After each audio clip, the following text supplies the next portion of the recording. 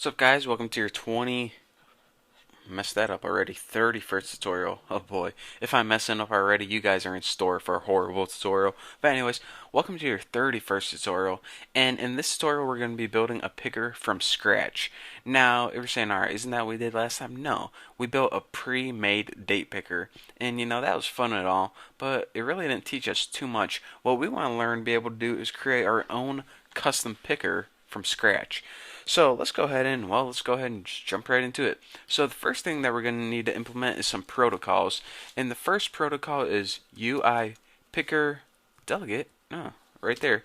And another picker we're going to need to implement is UI picker view data source, just like that. And alright, we're good to go.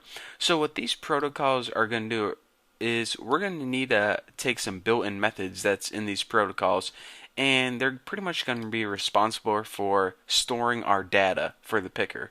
So instead of a bunch of dates that are already in there, we're going to be giving it a bunch of data ourselves. What data? Well, anything we want. You can be given types of food, numbers, your list of ex-girlfriends. It really doesn't matter. Anything you want. So now, once you're done with that, we need to go ahead and make a picker object. So UI picker view, and just name this like single picker, and this is pretty much going to represent your picker itself, and ns array, and then just name this like picker array. So this picker array is going to hold a bunch of strings, and it's pretty much going to hold like a bunch of names, and each name is going to show up as an item on the picker array. So after that, let's go ahead and put property and non-atomic retain IB outlet, and go ahead and copy this single picker. And now let's just go ahead and copy all this.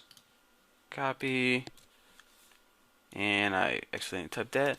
Paste, and check this out. You don't want an outlet for your array. Just go ahead and put ns array and paste. And of course, we need one more method, and that's, remember, whenever you press a button on the screen. There we go. I can't talk and type at the same time. Whenever you press a button on the screen, then an alert box is going to pop up. So that's what this method is for. So now that we made an outlet for the picker, and we also put a setter and getter methods for the array, and also put an action for whenever we press the button, let's go ahead and build this. Just see if we forgot any semicolons or anything. Nope. So now that we have that interface file built, let's go ahead and hop into single picker to XIB, and we can go ahead and start building the view for whenever we click that second tab in our main program. This is the view that's going to show up. So from here, what we want to do is the very first thing is go ahead and click your view icon and attributes, and for the bottom bar, go ahead and select tab bar, and now you see we get a simulated tab bar that pops up. So after this, let's go ahead and drag a picker view, and that's this thing right here, picker view. Make sure you don't get the date picker view, and drag it over to your main view. Make sure it fits in nice and snug, just like that. So now we have a picker. Don't worry about the data. This is just a dummy data that they just fill in. Just show you guys what it look like. But anyways, what we need to do now is hook up our outlet from the file's owner. So go ahead and control drag from file's owner down your picker. And so now whenever we type single picker in our code, this is the picker that it represents. So now what we need to do now is check this out. In our pickers, go over to your connections, and you see two outlets, a data source and a delegate. So look at this. This picker has data that's in there by default, but we want to give it our own data, of course. I mean, why would you want to use a picker that only had, the names of cities in California, it looks like, by default?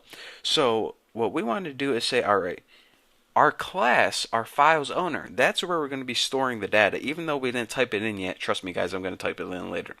So in order to tell our program this is the class that's going to hold the data, go ahead and in your outlet, drag this over to file's owner and just release. And now drag this delegate over to file's owner and just release. So pretty much the data source and delegate are going to work together to access the data from this class and put that data in the picker, and that's what we're pretty much saying. We're saying this class has the data for this picker. Easy enough. So now all we need to do is go ahead and drag a button down, make a title like "Press Me, Ho." Our titles are getting more and more violent, and I plan on doing that because sometimes people just need to be demanded to do things. So the last thing we need to do is hook up this button to the action. So of course, select the button and then go up, touch up inside over here, and in Files Owner, what action? Press button action. Simple enough. So now that's all we need to do for this tutorial. So make sure, please, save your file, interface builder, quit interface builder, and now in the next tutorial we're going to be hopping into a single Pecker.m and implementing all of our, well, we're pretty much going to be learning the meat and bones of the tutorial. So that's all I have for you guys for this tutorial. Thank you for watching. If you have any questions, click on the link below. Don't forget to subscribe, and I'll see you guys later.